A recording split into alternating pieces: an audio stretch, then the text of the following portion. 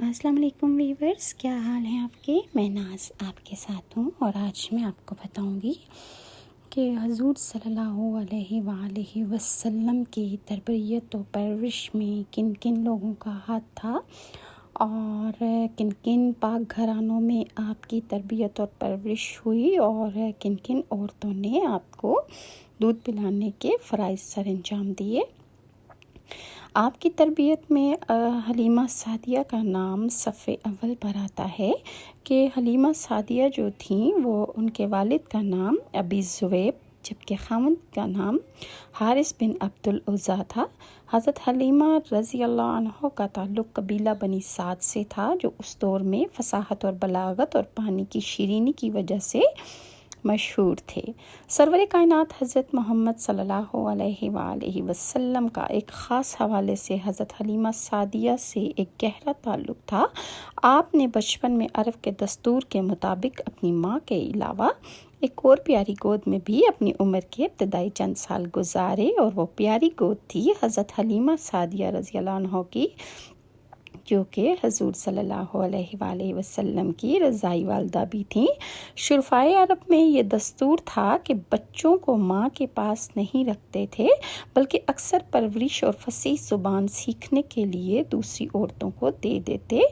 اس کے لیے عموماً کرب و جوار کے قبائلی دیہات کا چناؤ کیا جاتا تھا۔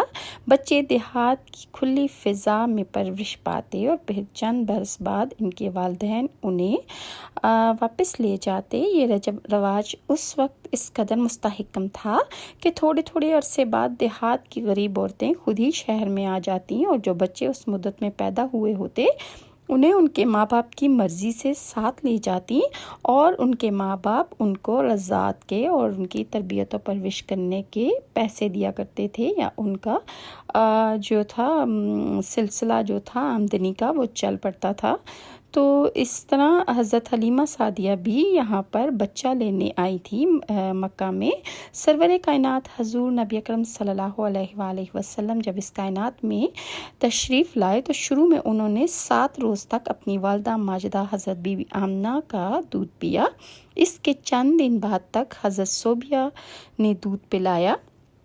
حضرت صوبیہ کون تھیں؟ وہ حضرت صوبیہ ابو لہب کی لونڈی تھیں، اور جب ابو لہب کو پتہ چلا کہ ان کے ہاں بھتیجا ہوا ہے، ابو لہب حضور صلی اللہ علیہ وآلہ وسلم کا چچا تھا، اور وہ اسلام نہیں لایا تھا، اور جب اسے پتہ چلا کہ ان کے گھر میں بھتیجا پیدا ہوا ہے تو اس خوشی میں انہوں نے انگلی سے اشارہ کر کے اپنی لونڈی صوبیہ کو آزاد کر دیا تھا، اور اس وجہ سے صوبیہ نے بھی رضاعت کے فرائض سر انجام دیے، اور حضور صلی اللہ علیہ وسلم نے اس کا دودھ پیا، اور اس کی گود میں بھی آپ کی تھوڑی بہت پرورش پائی۔ حضرت عبداللہ بن عباس سے روایت ہے کہ مرنے کے بعد، ابو لہب کے مرنے کے بعد وہ ان کے خواب میں آئے تو عبداللہ بن عباس نے پوچھا کہ تمہارے ساتھ کیا معاملہ ہوا؟ تو ابو لہب نے کہا کہ میں نے جس انگلی سے صوبیہ کو آزاد کیا تھا، محمد کی پیدائش کی خوشی میں مجھے پر سخت عذاب کیا جاتا ہے، لیکن مجھے اس انگلی سے کہ جس سے میں نے اشارہ کیا تھا، اس انگلی سے مجھے ٹھنڈا اور میٹھا پانی پلایا جاتا ہے، تو میرے عذاب میں کچھ کمی ہو جاتی ہے۔ تو یہ حضرت صوبیہ ان کی لونڈی تھیں، اور انہوں نے بھی حضور صلی اللہ علیہ وآلہ وسلم کی رضاعت کے فرائض سر انجام دیے تھے۔ اسی میں قبیلہ بنی سعد کی چند عورتیں بھی مکہ میں جو بچے لینے آئی تھیں، ان میں حضرت حلیمہ سعدیہ بھی شامل تھی۔ دوسری سب عورتیں مالدار گھرانوں سے بچہ لینے میں کامیاب ہو گئیں، لیکن حضرت حلیمہ سعدیہ کو کوئی بچہ نہ مل سکا۔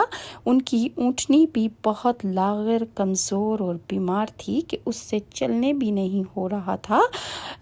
انہیں حضرت حلیمہ سعدیہ کو خود بھی خبر نہ تھی کہ قسمت ان کی جھولی میں کون سی عظیم ہستی ڈالنے والی ہے۔ اس وقت مایوس ہو کر واپس جانے ہی والی تھی کہ معلوم ہوا سردار قریش عبد المطلب کا ایک یتیم پوتا اس دنیا میں تشریف تشریف لا چکا ہے۔ خاوند سے مشورہ کیا کہ اس بچے کا باپ تو دنیا میں ہی نہیں ہے، تو ہماری آمدنی یا ہمیں خرچہ کون دے گا؟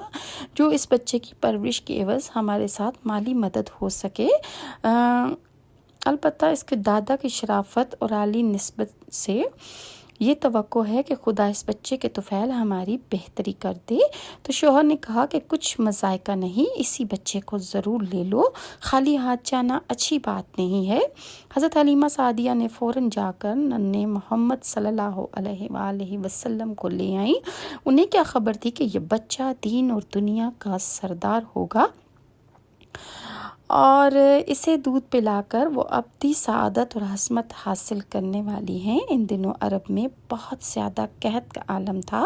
خشک سالی کی وجہ سے جانوروں کے تھنوں میں دودھ نہیں تھا اور خود عورتوں کو بھی دودھ بڑی مشکل سے اترتا تھا اور ان کے بچے بھوک سے بلبلاتے رہتے تھے۔ حضرت حلیمہ سعدیہ رضی اللہ عنہا جو بنو سعد بن بکر کی کچھ خواتین کے ساتھ مکہ آئی تھیں، ان کے ساتھ بھی ایک شیر خوار بچہ، ان کا اپنا بیٹا عبداللہ بن حارث بھی تھا۔ یہ بھی بھوکا پیاسا ہر وقت روتا رہتا تھا۔ حضرت حلیمہ سعدیہ کا بیان ہے کہ جس دن میں نے سرور کائنات صلی اللہ علیہ وآلہ وسلم کو گود میں لیا، ہماری حالت یکسر بدل گئی۔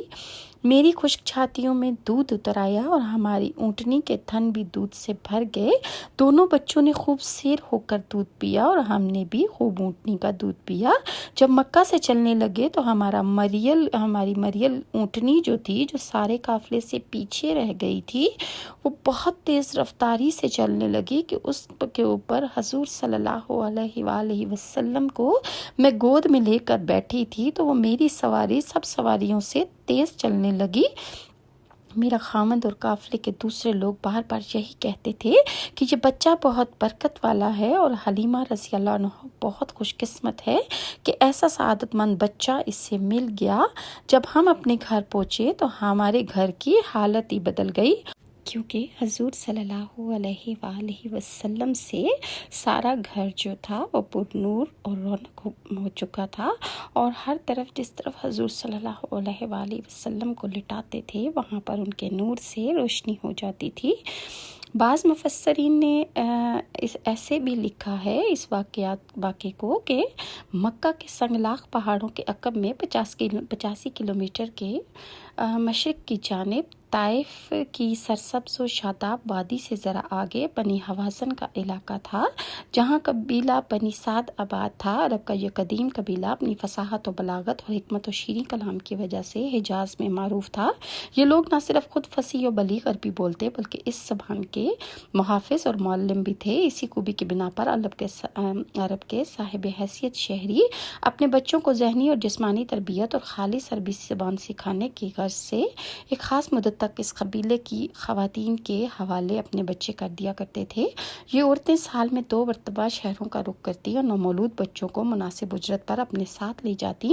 انہی عورتوں میں ایک معزز خاتون حضرت حلیمہ سعدیہ بھی تھیں، جنہیں نبی آخر الزماں کو رضاعت کے فرائض سر انجام دینے کے لیے ان کے حوالے کر دیا گیا اور 2 سال تک دودھ پلانے کا شرف عظیم انہیں حاصل ہوا۔ ان کے شوہر کا نام حارث بن عبدالعزیٰ اور کنیت ابو قبصہ تھی۔